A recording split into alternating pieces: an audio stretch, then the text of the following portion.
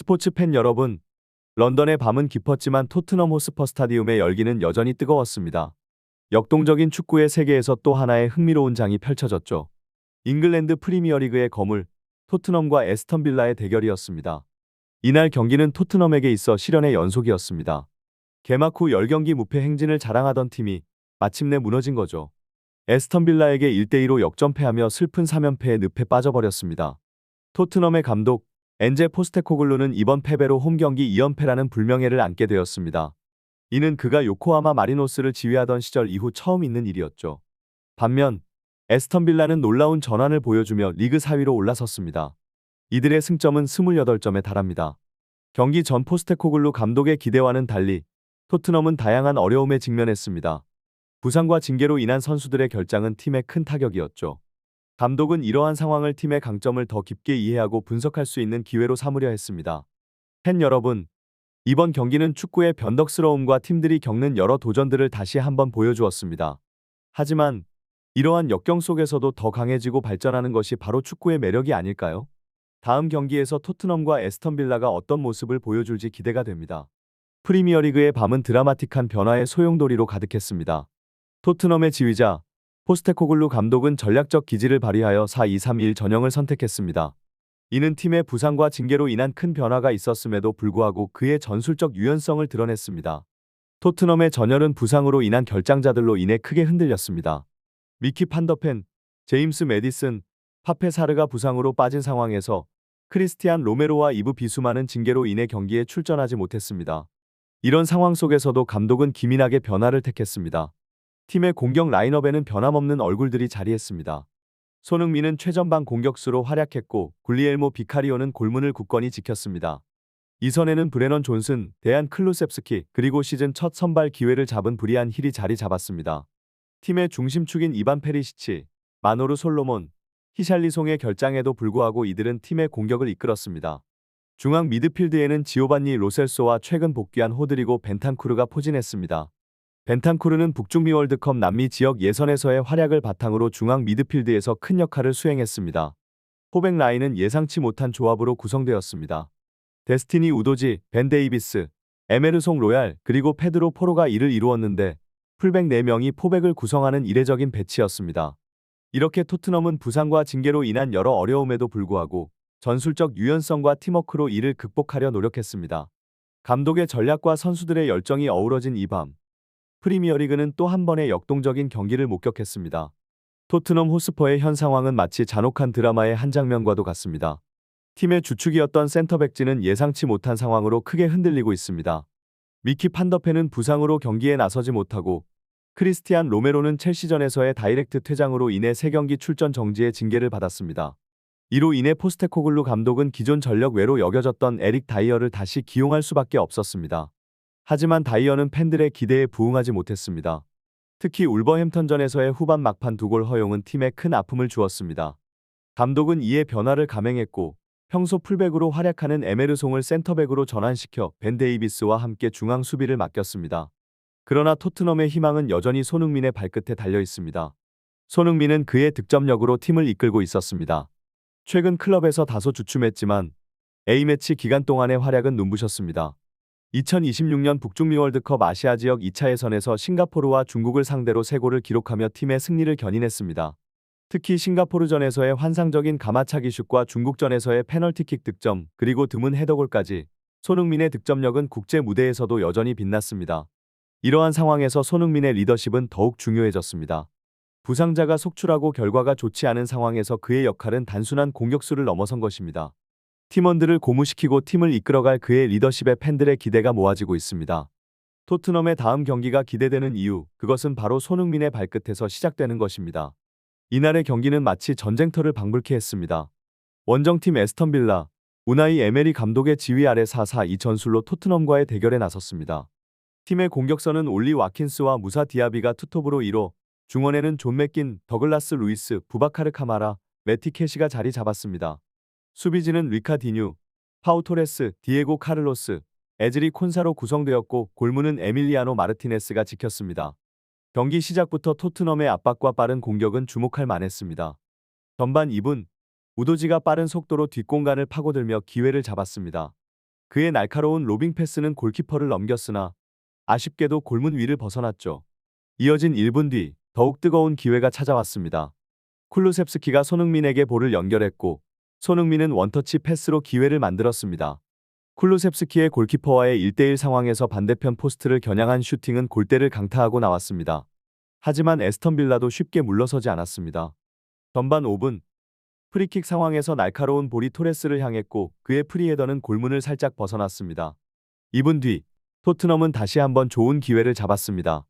힐이 왼쪽 라인을 파고들어 슈팅을 시도했지만 마르티네스의 선방에 막혔습니다. 이어진 포로의 슈팅도 아쉽게 골로 이어지지 않았습니다. 13분 토트넘의 화력은 계속 이어졌습니다. 손흥민이 이선에서 뛰어난 패스를 받아 득점 기회를 만들었습니다. 존슨이 오른쪽을 뚫으며 땅볼 크로스를 시도했고 손흥민이 마무리를 시도했으나 골문을 넘겼습니다. 주심은 이전 상황에서 존슨의 오프사이드를 선언했습니다. 이렇게 두 팀은 치열한 공방을 이어가며 팬들에게 짜릿한 스포츠의 향연을 선사했습니다. 각 팀의 전략과 선수들의 기량이 맞부딪히는 이 경기에서 승리를 향한 갈망과 열정이 그 어느 때보다 뜨거웠습니다. 토트넘과 에스턴 반나의 이날 경기는 마치 각본 없는 드라마를 방불케 했습니다. 전반 18분 경기는 또 한 번의 전환점을 맞이했습니다. 벤탄쿠르의 정확한 패스를 받은 포로가 박스 안에 있던 손흥민에게 날카로운 컷백을 시도했습니다. 손흥민의 발에 닿기 직전 에스턴 빌라의 카를로스가 결정적인 순간에 개입해 이를 저지했습니다. 그리고 20분 힐이 왼쪽에서 강력한 크로스를 올렸고 손흥민이 헤더를 시도했으나 볼은 그의 머리를 스쳐 지나갔습니다. 토트넘의 지속적인 공격은 22분 마침내 성과를 거두었습니다. 코너킥 상황에서 로셀소가 왼발로 강력한 발리슛을 날렸고 에스턴 빌라 수비수를 맞아 굴절되며 골문 안으로 들어갔습니다. 로셀소에게는 이번 시즌 EPL 첫 선발 경기에서의 첫 골이었습니다. 하지만 에스턴 빌라의 반격도 만만치 않았습니다. 2분 뒤 왼쪽에서 디뉴가 올린 크로스를 와킨스가 헤더로 연결했지만 VAR 판정 결과 근소한 오프사이드로 골이 취소되었습니다. 25분 토트넘에게 또 다른 악재가 발생했습니다. 벤탄쿠르가 캐시에게 걸려 넘어지며 부상을 당했고 결국 호이비에르가 교체 투입되었습니다. 토트넘의 공격은 멈추지 않았습니다.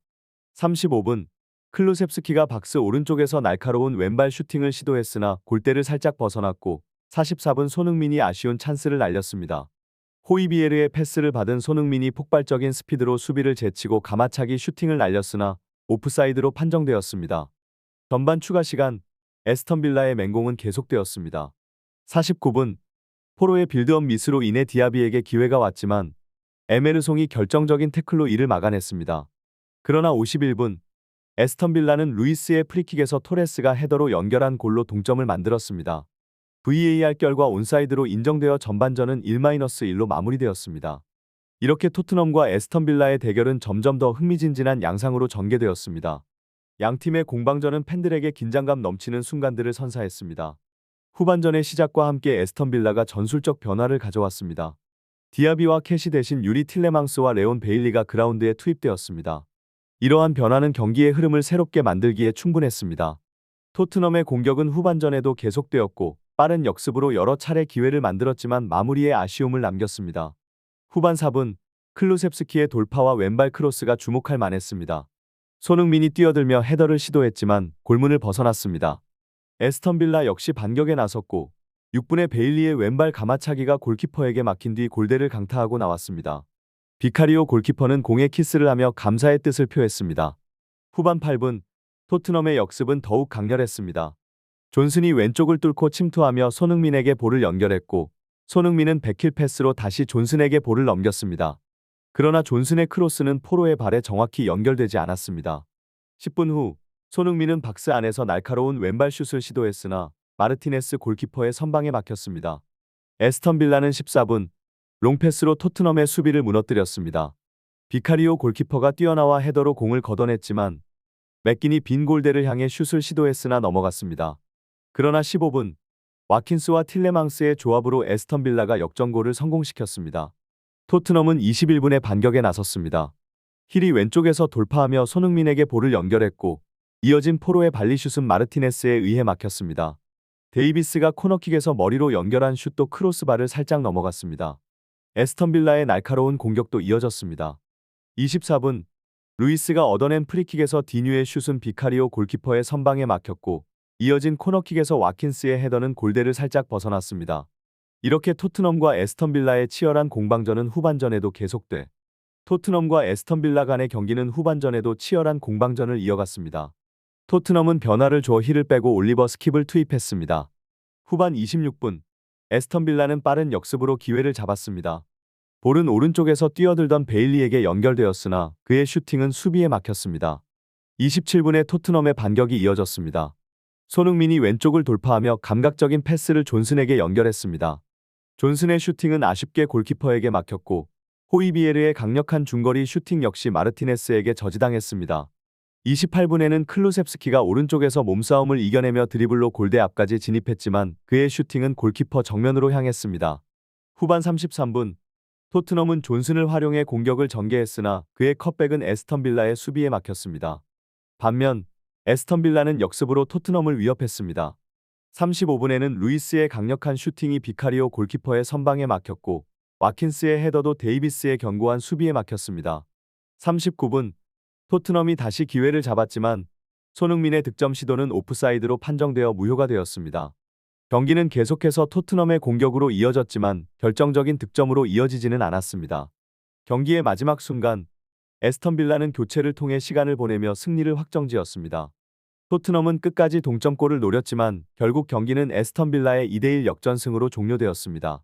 개별 선수의 활약을 살펴보면 손흥민은 이날 경기에서 풀타임 활약하며 총 32번의 터치와 25번의 패스 시도, 3개의 키패스를 기록했습니다.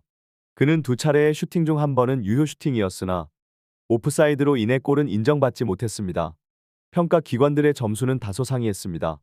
소파스코어에서는 7.7점을 받았으나 후스코어드닷컴과 풋몹에서는 각각 6.8점과 6.7점으로 평가되었습니다.